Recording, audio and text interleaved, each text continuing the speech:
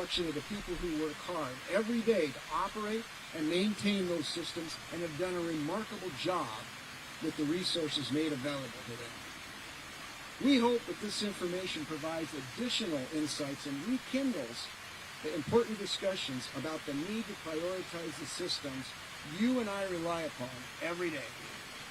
Now I'd like to introduce Ana Tejerina Espino, the chair of the Oregon Report Card Committee. Ana serves as one of our government relations for the Oregon section. She's also a member of ASCE's National Committee on America's Infrastructure, as well as a member of ASCE's Committee for Younger Members, and she's a strong advocate for ASCE and Oregon's infrastructure. Anna's also this year's recipient of ASCE's Individual Advocate of the Year Award. So now Anna's going to walk us through the findings and recommendations outlined in the report card. Anna?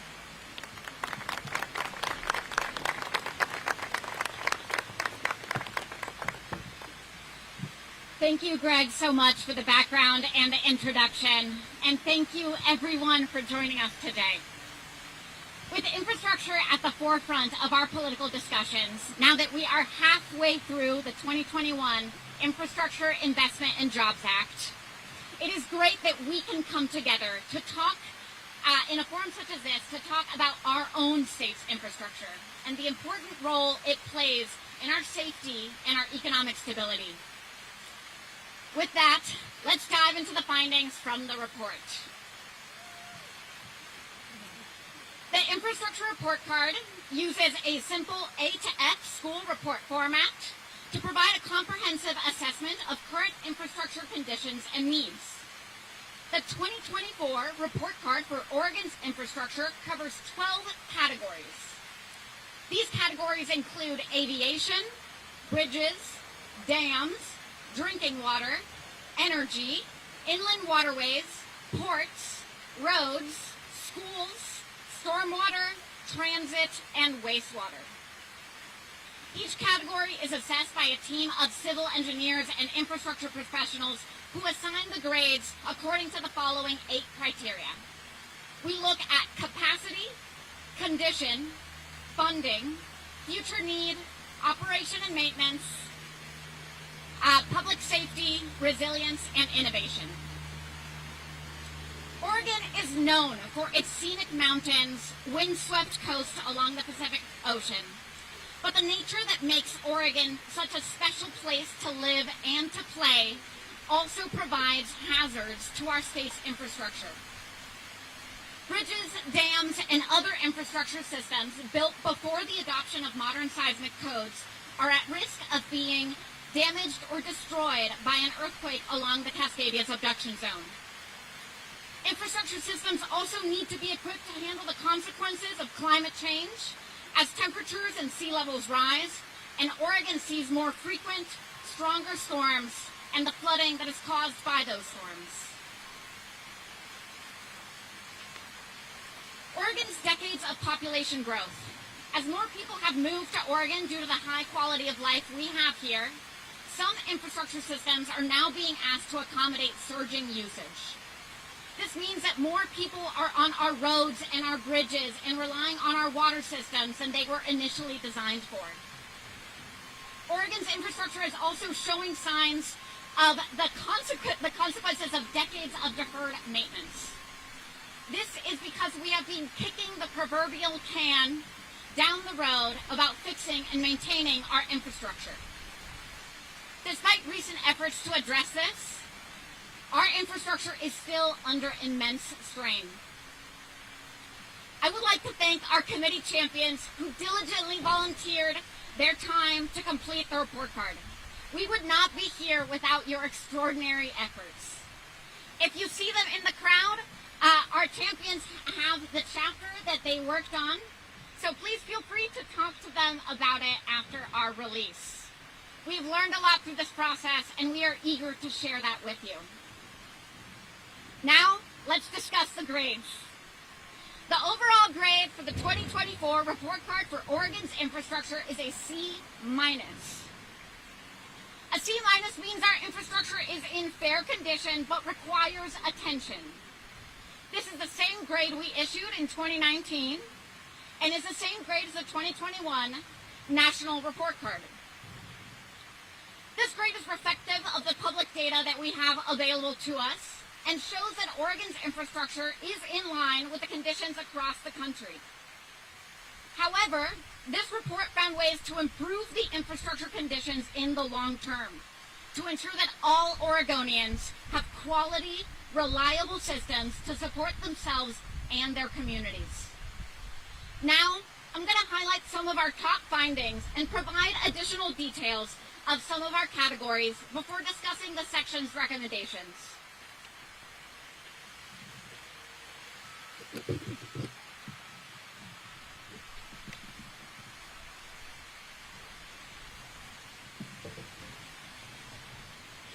First, transportation funding continues to be a concern in Oregon. While funding from the Bipartisan Infrastructure Law and the Keep Oregon Moving Act are bringing much-needed funding to our roads and bridges across the state, this funding does not cover the full scope of Oregon's transportation investment needs, and the funding gap will only grow, which means drivers are going to spend more time stuck in traffic, there's going to be additional expenses caused by road conditions, and work to repair or replace aging bridges will be delayed. Underfunding these transportation systems has both economics, consequences, and also creates safety hazards for our communities. The grades for roads dropped to a C- in the 2024 report card compared to a C+ in 2019. Over the last few years, the percentage of state highways in Oregon in poor condition has grown from 10% to 12%. Meanwhile, the percentage of roads in good condition dropped from 65% in 2019 to 58% this report card year. Poor road conditions come at a big cost for drivers. Each person in Oregon pays on average $266 a year in extra repair and operating costs because of things like potholes. This cost adds up to $780 million a year statewide. And it is all money that we could be spending elsewhere. Oregon's bridges also saw a drop from C to a C-. About 5% of Oregon's bridges are now in poor condition, which is lower than the national average. However, the age of our bridges across the state presents a serious problem down the road. Already, more than half of the bridges in Oregon are more than 50 years old and are approaching the end of their design life. That means that these bridges will need to be rehabilitated or replaced. The Oregon Department of Transportation says it needs $320 million a year to maintain current bridge conditions. But right now, it is receiving $156 million a year, a little bit less than half of their stated need.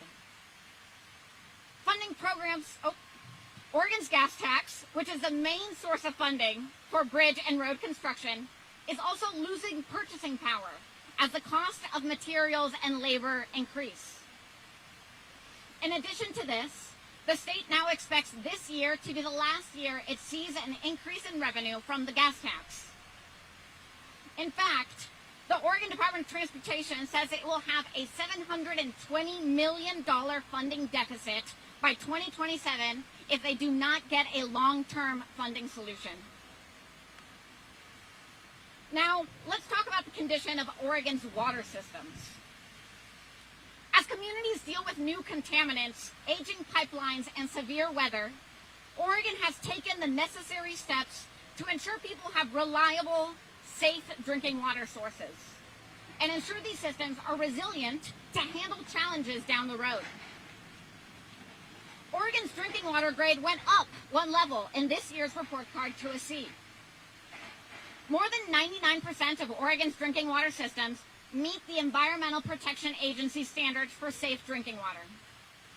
Water systems in Oregon generally have stable supplies and are capable of handling future growth. Much of Oregon's drinking water network is relatively new compared to other parts of our country, with most lines installed over the last 50 years. This is really good news for us, as water utilities face new rules that will require the removal of lead service lines. The Environmental Protection Agency estimates only about 3,500 water lines in Oregon are made from lead. That is less than 1% of our state's water lines. However, water systems are also preparing for new rules that will require them to monitor dangerous levels of forever chemicals. That will bring already underfunded water utilities to have to adopt these additional costs. The report card found that the water systems across the state will need $10 billion in additional funding to ensure everyone has safe and reliable drinking water into the future. Oregon's wastewater infrastructure also saw its grade go up one level to a D+. The biggest challenge wastewater systems face is also a lack of funding. Most of these utilities rely heavily on user fees for day-to-day operations and large projects to operate their systems. This makes repairs or upgrades challenging to finance, especially for our smaller systems and our smaller communities. In fact, Portland State University estimated Oregon has nearly $6 billion of water and wastewater needs.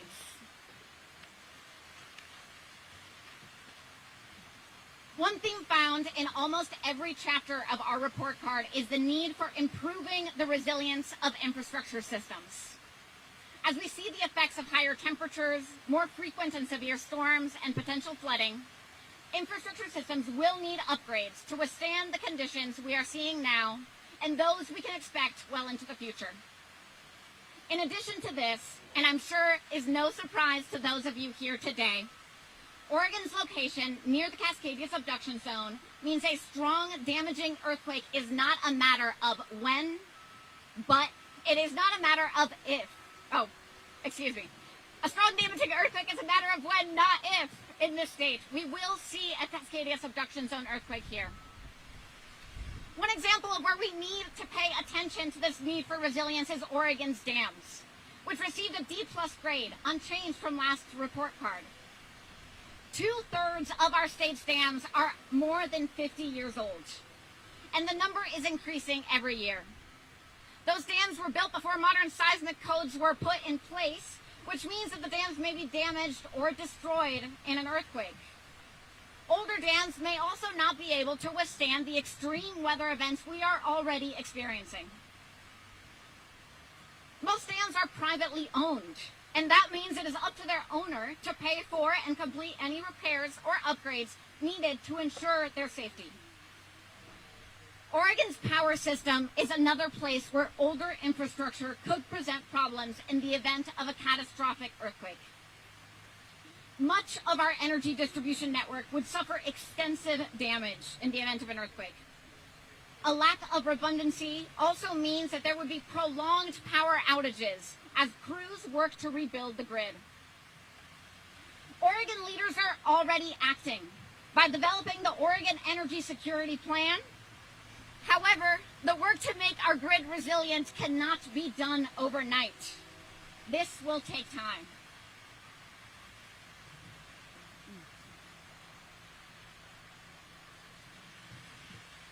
These grids show that Oregon legislators and agencies are continuing to work hard at improving our built environment, but there is much work to be done. The federal infrastructure law is a major boon for Oregon. More than $6 billion in infrastructure projects have already been announced for our state, funded by the law. But federal infrastructure funding is just one part of the solution to improve our infrastructure.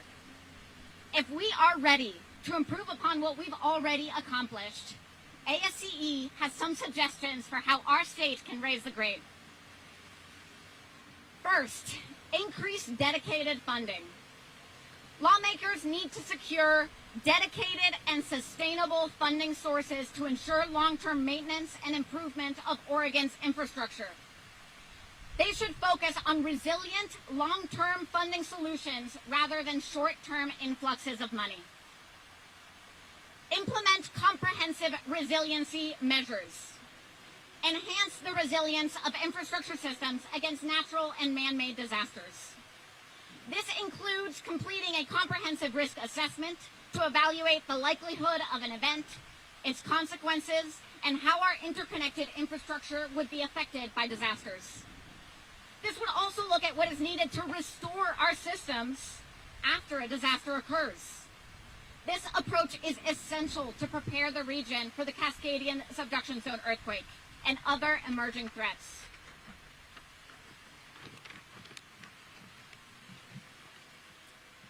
Next, strengthen regulatory frameworks and enforcement.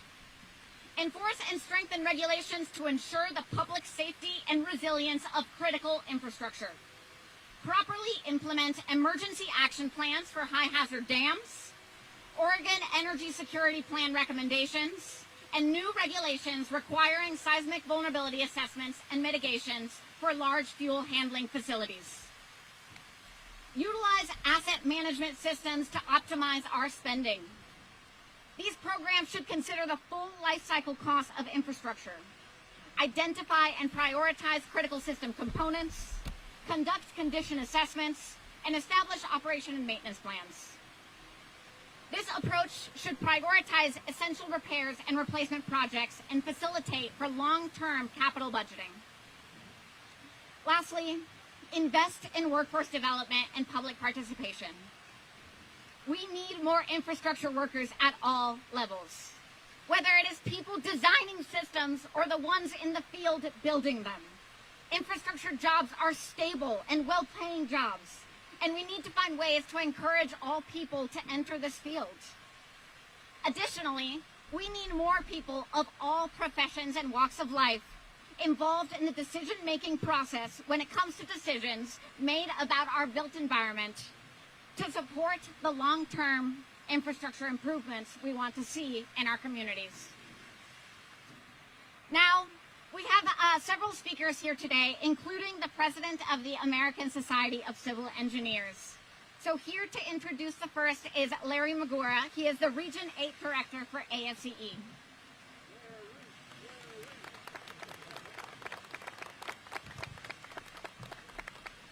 Thank you, Anna. Wow. You see a lot of work has gone into producing this report card. We hope it's well received by all the agency people here today. As Anna said, my name is Larry Magura. I'm the Society Director for ASCE Region 8. Region 8 is basically the western United States and western Canada, except for California. So it's a huge geographic area. It's over 2 million square miles, actually.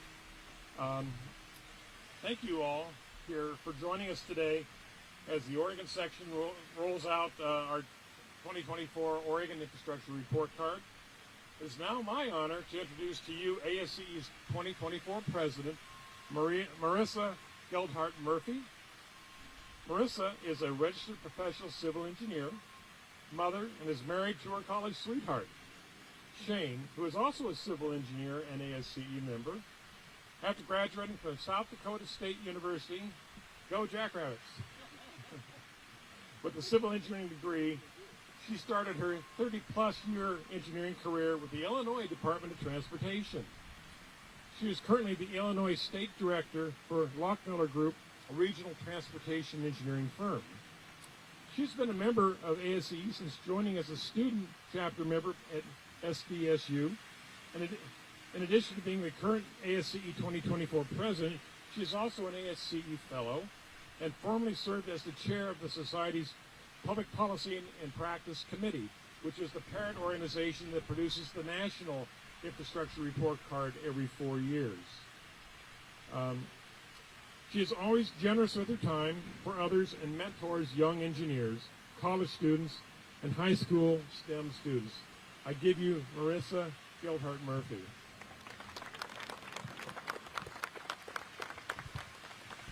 Thank you very much, Larry. And this happens a lot. It's Marcia. My mom had fun making up my name, so it's an unusual one. I really want to thank you all for the opportunity to be here today. And I'm sorry I don't have cool sunglasses like Larry and Greg did, but, you know, I'm going to have to make do.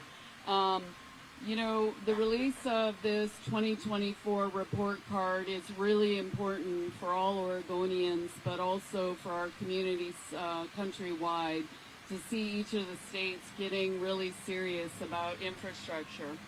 And I really want to thank, and I know that Greg talked about this, but all the volunteers who worked on this report card.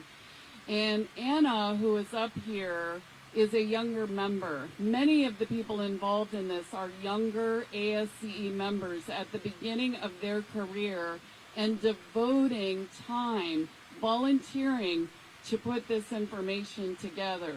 That speaks very highly of Oregon and the members of the Oregon community in civil engineering, that they're taking their time to put this information together. There's long days and late nights that are required to do this when you also have a day job. So I want everybody to understand what is involved and engaged to pull something like this together. It's not an easy task. It's a very heavy lift.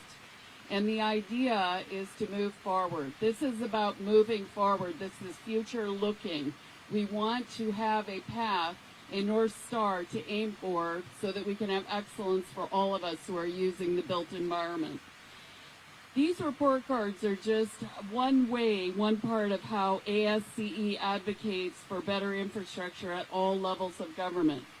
And while a C- grade shows a lot of room for improvement, as Greg alluded to as he was speaking, and Anna did as well, this is not a reflection of the dedicated planners, engineers, maintainers, and construction workers who keep our system working around the clock.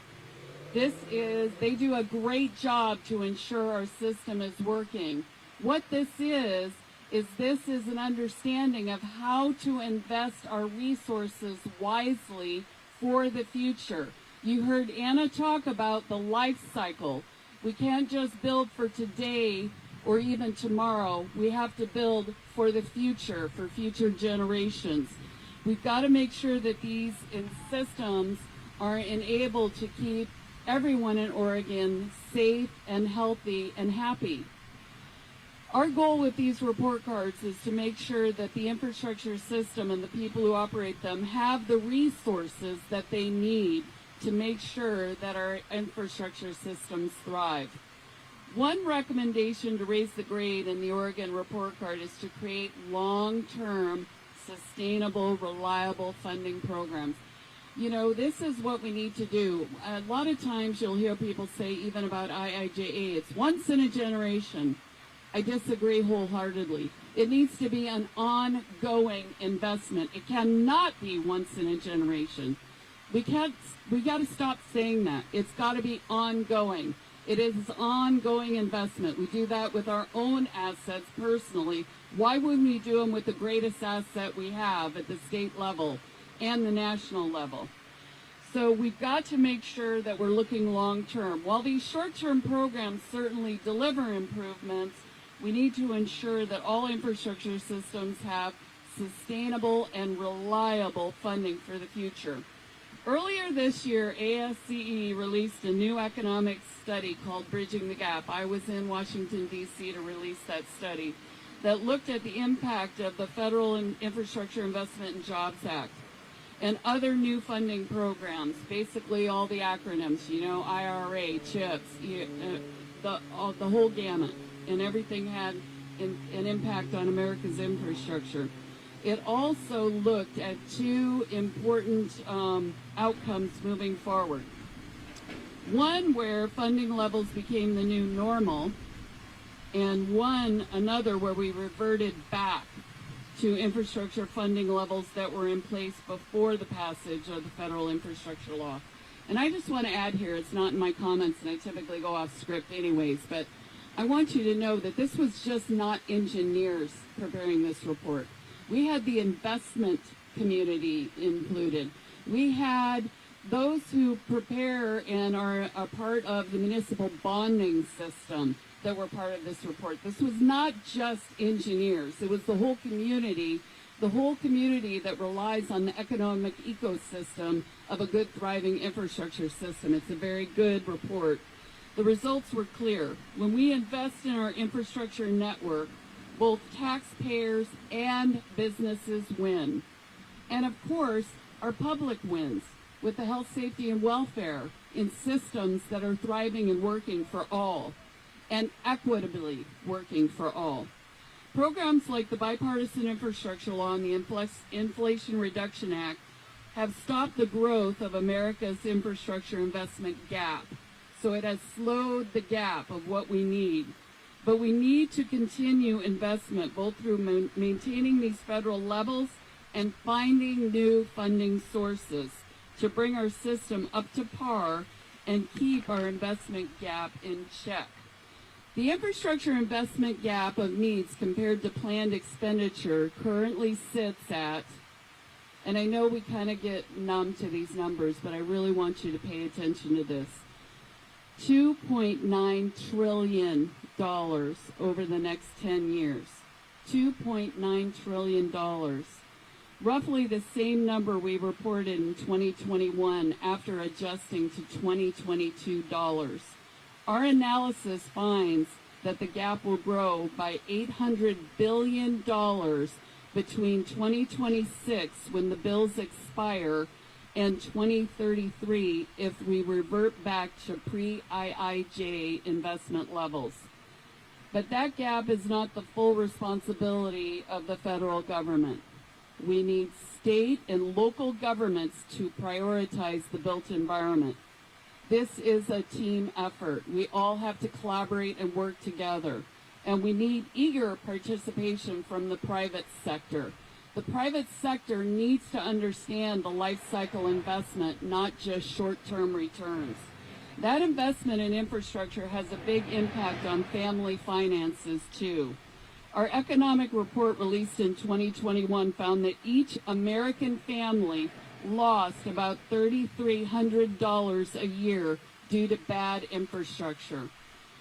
This year, and we saw it with the storm sewer breaches. We saw it with potholes that are, matter of fact, my car is in the shop because I hit a pothole that was so deep on a state highway. This was in Illinois, not in Oregon, but still, it totally destroyed my undercarriage. So that was from a pothole, folks, and that's the cost that we're incurring to each other because we're not keeping up. This year's economic report found the number had dropped to $2,700 per year from $3,300 per year if we continue to act at the investment levels we've seen over the last few years. The average family will save an additional $700 a year through 2033.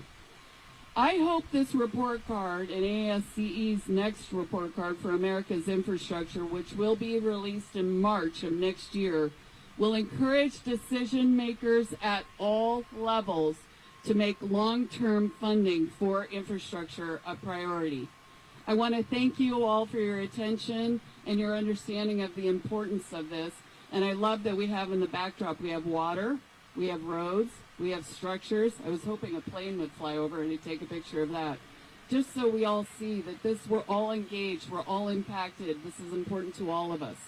Thank you for your time and attention today. I'm now going to turn it over back to Greg DiLoretto and his cool sunglasses to continue the program.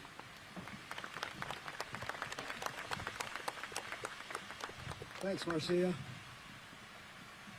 At this time, it gives me pleasure to introduce Oregon State Representative Mark Gamba. Representative Gamba serves on several committees in the legislature that focus on Oregon's transportation, energy, and natural resources. Representative Gamba, thanks for joining us today.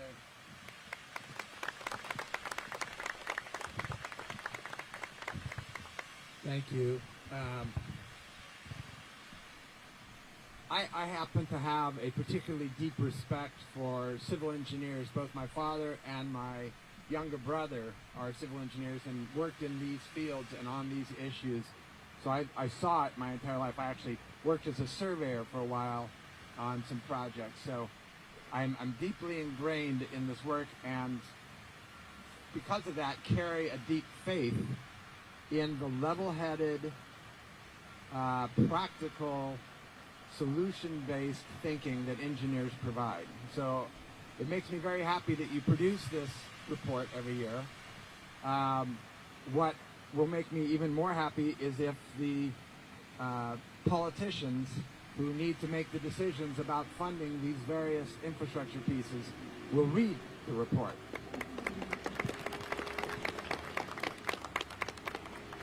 I personally am right now deeply involved in working on electrical transmission, which is not something many of us think about very often, but I want to lay out a few issues coming forward to just illustrate what this report card kind of addresses.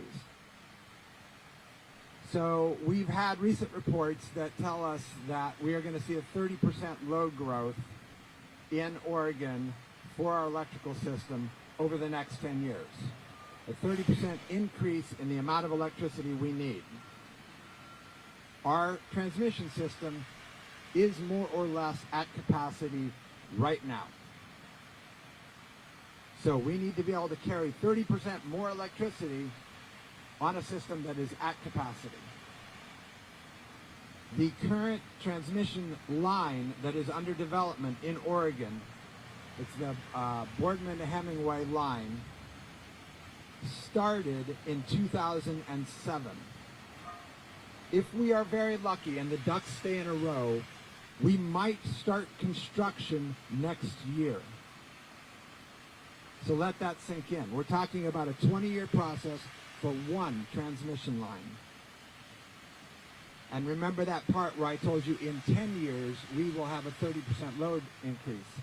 In 30 years we are predicted to have up to possibly 100% load growth. So this concept around infrastructure really, really matters to us. What that translates to, if we don't fix these things, in this particular instance, is rolling blackouts. Something that Oregon has not experienced before because we had the Bonneville system that had been overbuilt years ago and was absorbing our growth. We're at the end of that.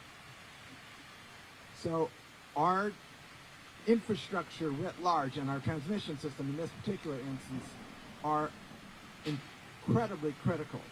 And we have to, as Oregonians, pull up our big boy shorts and talk about how we're going to invest, how we're going to change our revenue systems so that we have continuous, sustainable infrastructure funding going forward at all levels. This year in the legislature, we will be looking at transportation writ large. This is the big transportation year. I fear that some of my cohort are going to be interested in just keeping the wheels on. Just enough funding increase to not have things fall entirely apart. I think that's very short-term thinking. We have to have a conversation in this state about how we're going to fund transportation to the level it needs to be funded going forward forever. I sit on the Transportation Economic Development Ways and Means Subcommittee. 2 years ago, in the report from ODOT, they said, if things continue at the status quo, we will have bridges in this state that we do not touch for 200 years. So all of the engineers in the audience just wet themselves. 200 years is not a time span that any bridges are designed to withstand. You have to, as was said earlier, you have to either replace them or dramatically refurbish them about every 70 years or so. 200 years. So that is our current funding mechanism. We will have to, as a state, make a decision about dramatically increasing our mechanism for funding transportation, and it will have to be in a way that stays sustainable. Not this thing where we go, okay, we'll raise the gas tax a nickel this year, and then we don't touch it again for another 5 years. And in the meantime, inflation far outpaces that. Whatever we do this year, we need to tie it to inflation so that it will forever, going forward, be a sufficient form of revenue for the transportation system. And this goes across the board. I served as a mayor for 8 years in the city of Milwaukee. And infrastructure is one of our most expensive pieces. And if you do not stay on top of it, it gets astronomically more expensive.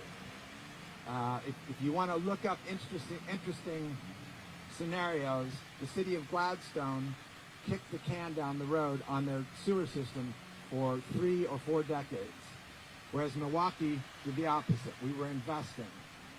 There's a very significant problem in Gladstone right now, and it's going to get nothing but worse. So this is why we have to establish systems to stay with the cost of inflation on these infrastructure, all of our infrastructure. So thank you for having me today. I really appreciate the opportunity.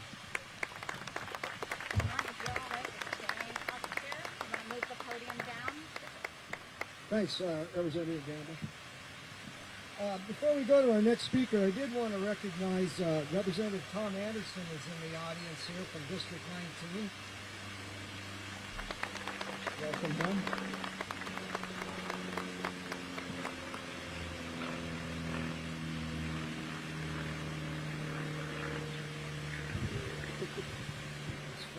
Perfect.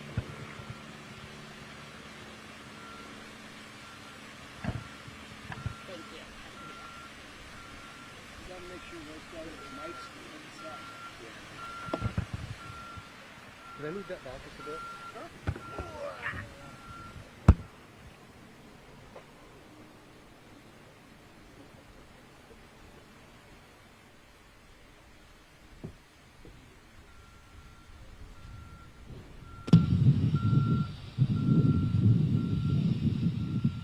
Okay, at this time I'd like to introduce Ron Stillmaker. Ron is the president of the Professional Engineers of Oregon. He's going to offer some remarks.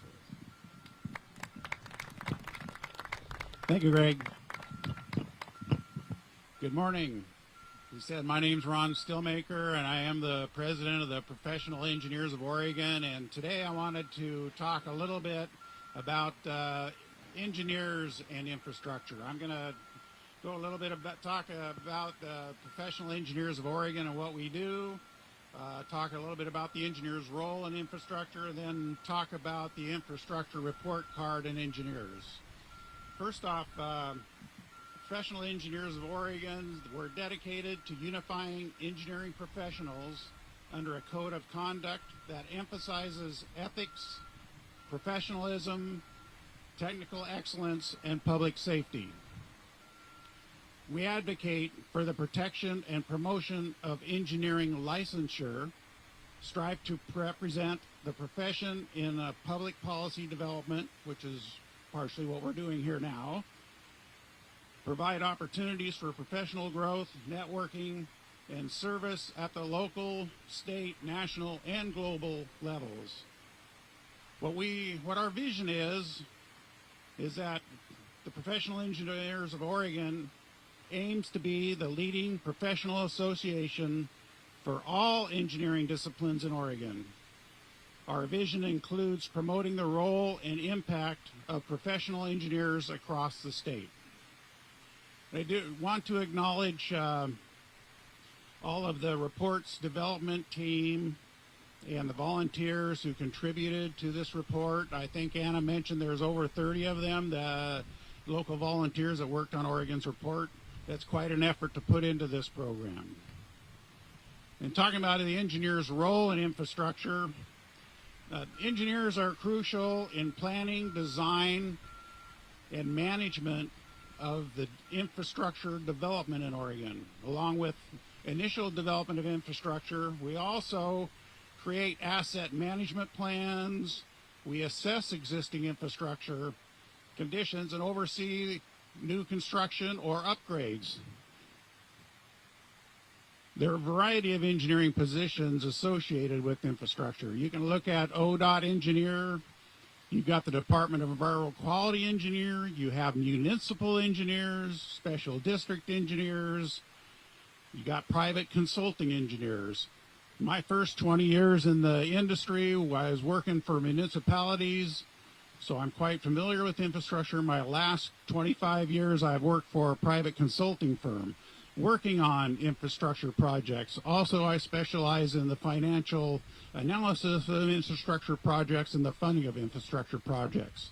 So I do have some experience in that. I am a civil engineer. However, infrastructure includes a lot of different disciplines of engineering. You can have a civil engineer, like we were talking about earlier. You have electrical, structural, traffic engineers, environmental engineers, mechanical engineers, the list goes on, where all disciplines are involved in infrastructure development, operation, and maintenance. Now a little bit about the infrastructure report card and the Professional Engineers of Oregon. As has been mentioned, the quality of our infrastructure directly impacts our society's quality of life, and it is actually the backbone of our state's economic engine. Ensuring effective development, operation, maintenance of infrastructure is central to the engineering duty, and it prioritizes public safety, health, and welfare, and the protection of property. That is pretty much all of the engineer's creed, is for the protection of the public and property.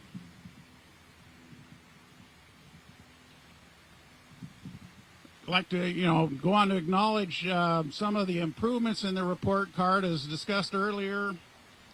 We had some minor gains this time around in drinking water, energy, inland waterways, and wastewater. And I really like the school grade report card format. Everyone can understand that. It's easy to recognize.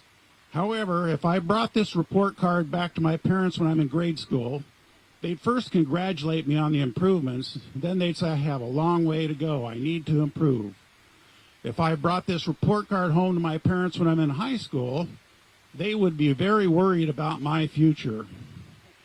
But this isn't about an individual. This is about, like I said, our quality of life, the backbone of our state's economic development. We do not have an option to improve. We have a requirement to raise the grade.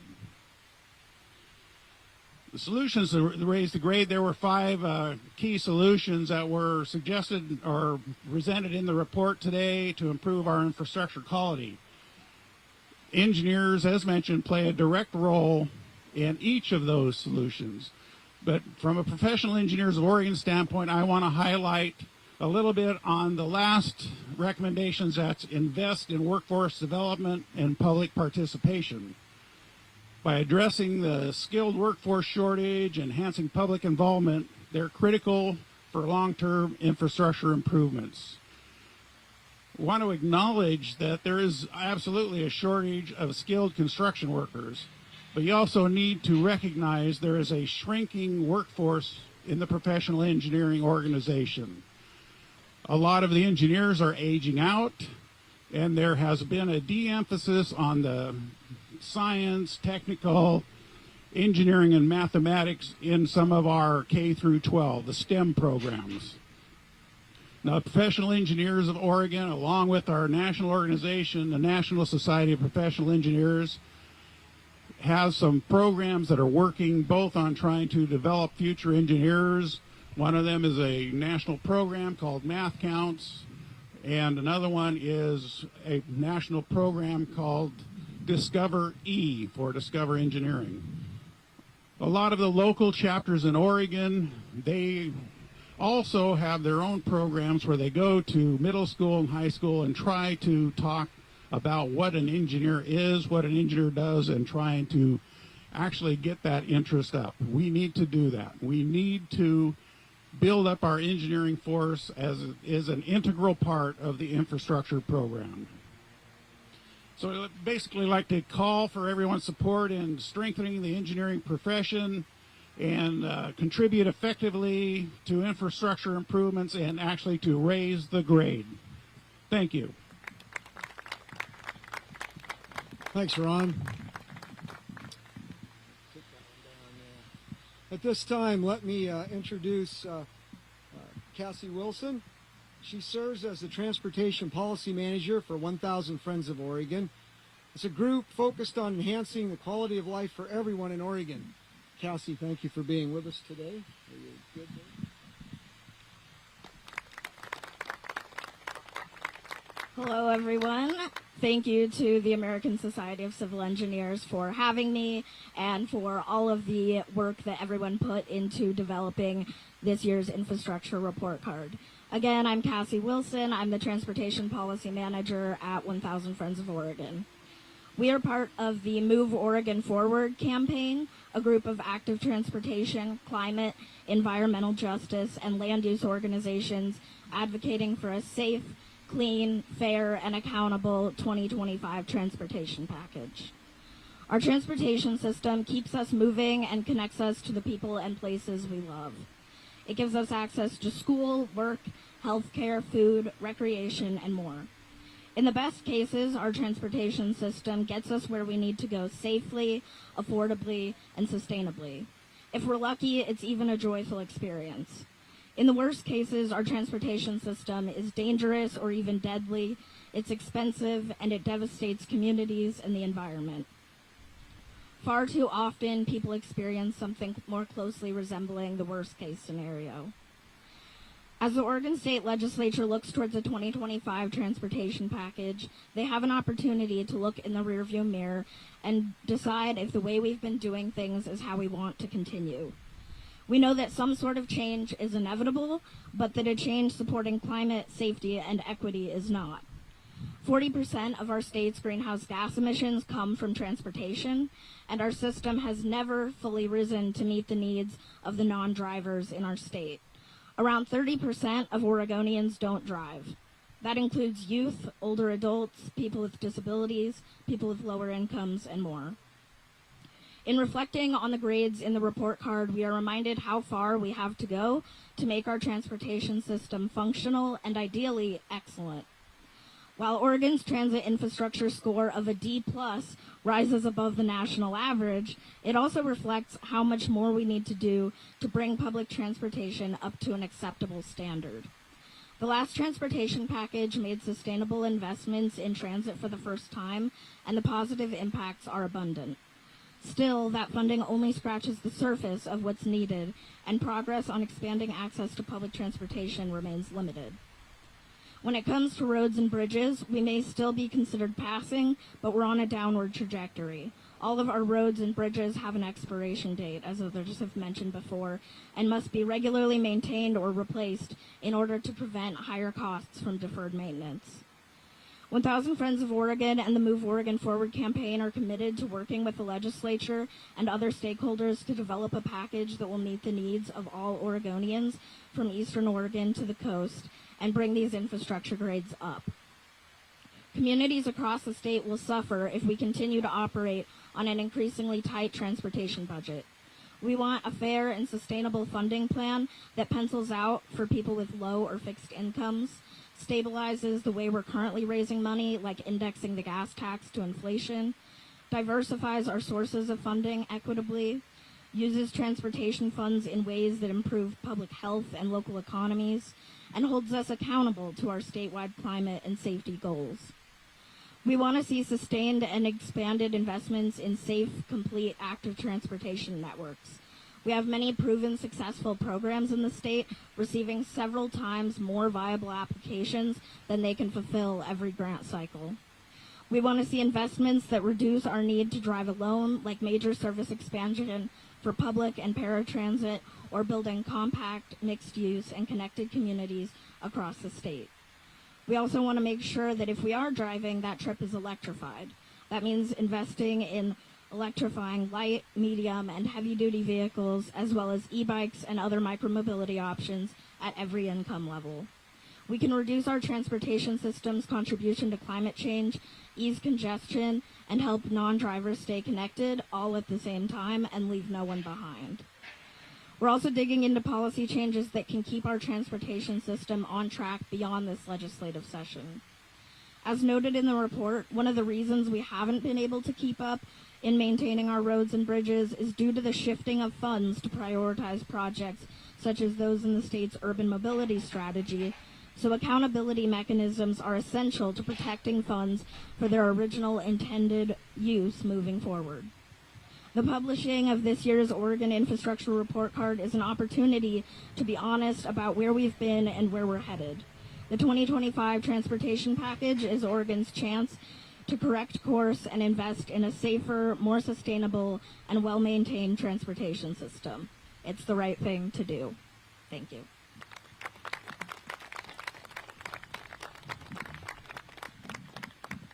Well, I want to thank all our speakers this morning. We are getting close to the end. We have time for one or two questions from the audience if they're there. Yes.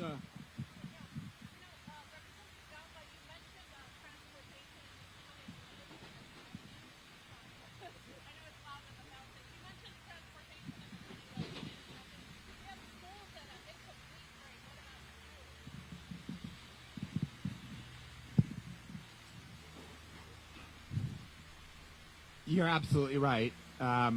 One of the many things that Oregon has underfunded for decades, at least a couple of decades, has been our education system and the infrastructure that surrounds it.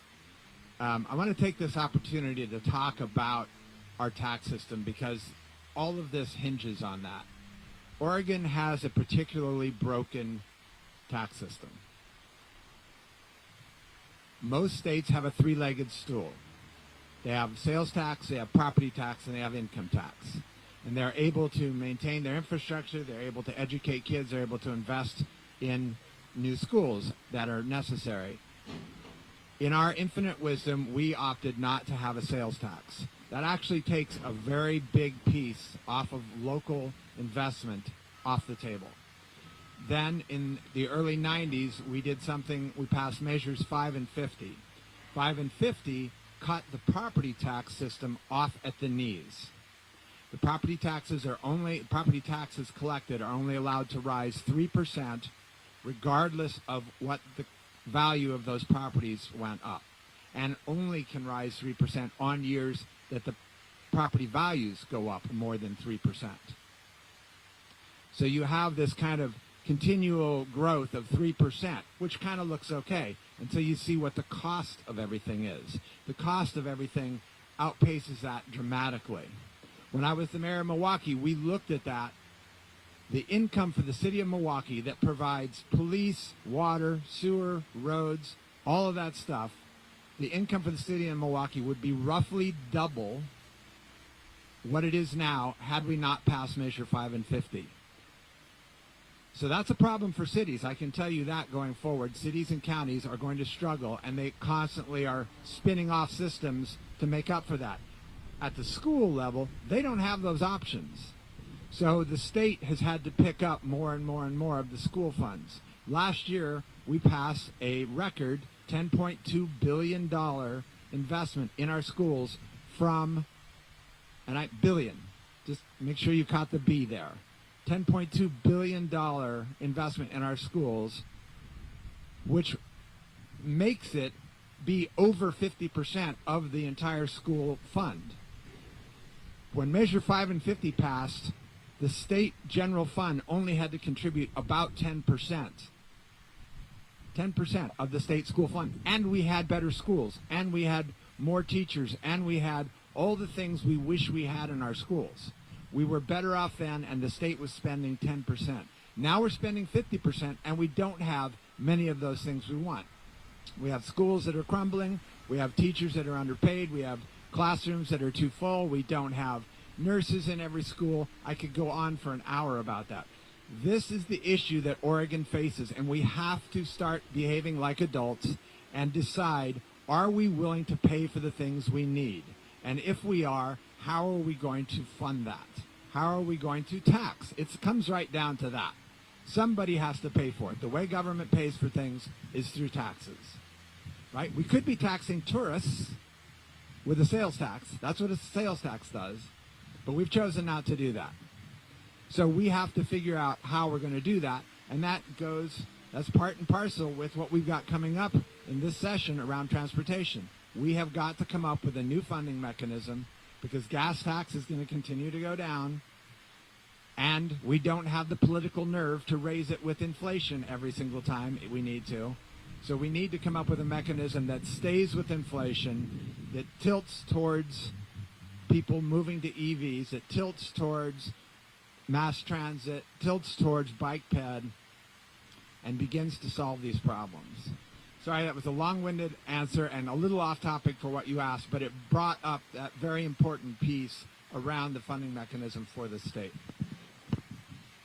Now, you already heard from me, but I do want to just make another note about schools.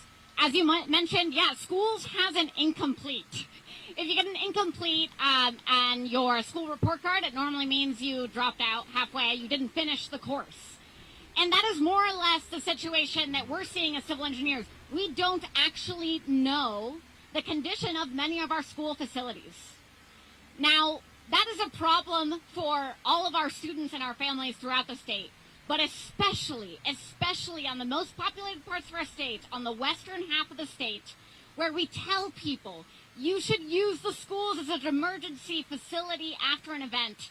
It is honestly a shame that we don't actually know the condition of those schools and whether or not they'll be able to support communities in that way.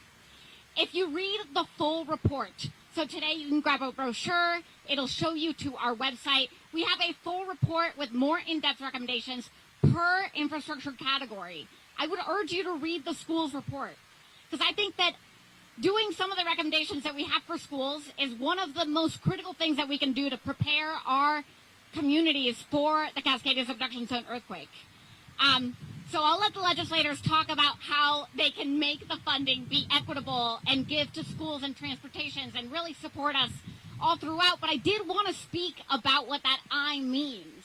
The I means that us as civil engineers can't give it a grade because we unfortunately, not just us as civil engineers, but the state, the people in this state, we don't know enough about the condition of our school facilities.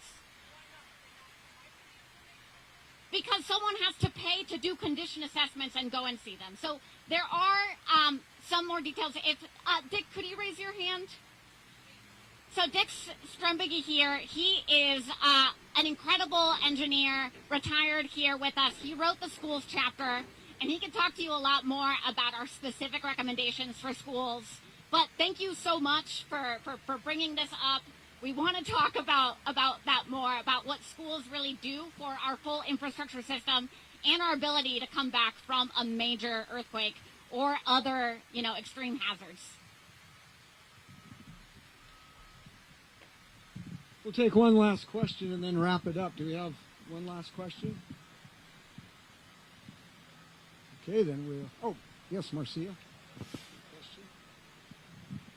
I'm curious, and Representative Gamba, you brought this up about in the last generations how they knew to build a system that would last beyond even their time on this earth. And I'm curious, from your all's perspective, how can we help people to understand it's not just about us, it's about the future generations, and we need to invest in the future?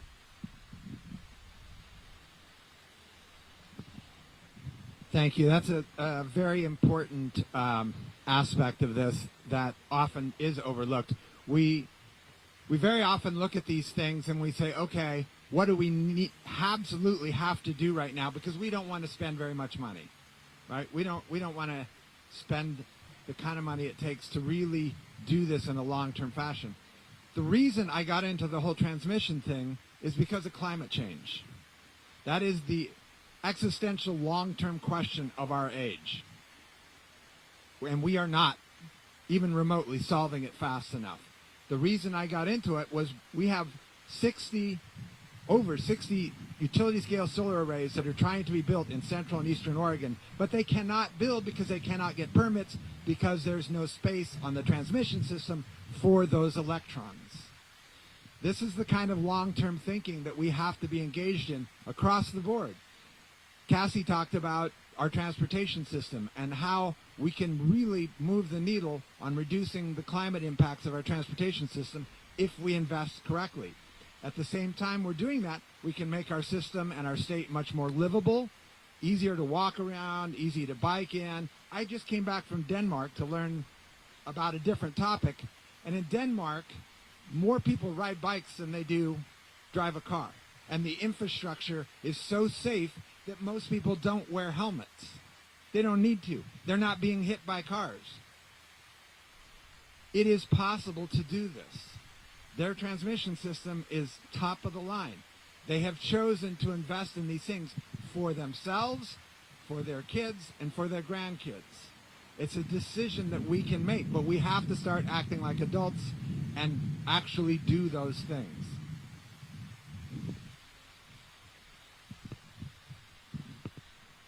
I would also just add that getting youth involved in civic engagement in the public process is key to actually considering young people and our futures.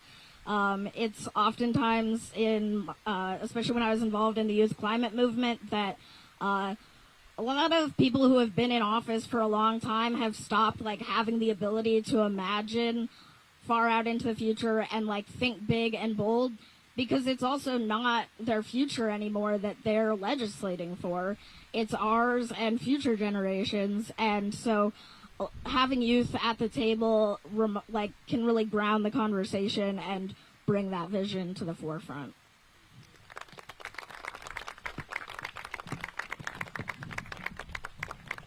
Well, let me thank our speakers this morning and for you for attending the unveiling of our report card. The future of our state relies on our ability to maintain and improve upon the current conditions, even our most thriving infrastructure sectors. And you've heard it here from our speakers. While we also have to improve on those that have great needs. You heard it, our infrastructure drives our economic growth. It creates jobs. It improves public health. It protects us from extreme weather events. And of course, we as civil engineers, we believe we work hard to build and maintain our systems for the public's health, its safety, and its welfare. And we ask that our policymakers review our 2024 report card for Oregon's infrastructure when you're making infrastructure investments next year. But to that end, also know that the members of the Oregon section of ASCE are ready to assist you in whatever manner is helpful as we work to improve our infrastructure. Again, thanks to the committee who spent a lot of time on putting this together. And if you'd now like to read the entire report, you can find it at infrastructurereportcard.org/Oregon. And if you have any questions, you can get those at reportcard@asce.org. We're going to be around here for a few more minutes if you want to ask some questions of us individually outside of this. But again, thank you everyone for being here today. Oh, and I'm going to turn it over to Chris. Hello, my name is Chris Knight. I am the president of the younger members of the Oregon ASCE chapter and also the release chair for this event here today. And so, yes, I also want to echo thank you to all of our guests and speakers here today. But I am up on the stage now to give a special thank you to Anna, our leader here for this whole event, and really the backbone and the reason why it's all come together and really culminated in an event like this and a report like this. So Anna, from the bottom of our hearts, thank you so much. And thank you everyone for attending. If there's any other items you want to discuss, but you're dismissed. We're here to answer questions. Please ask us.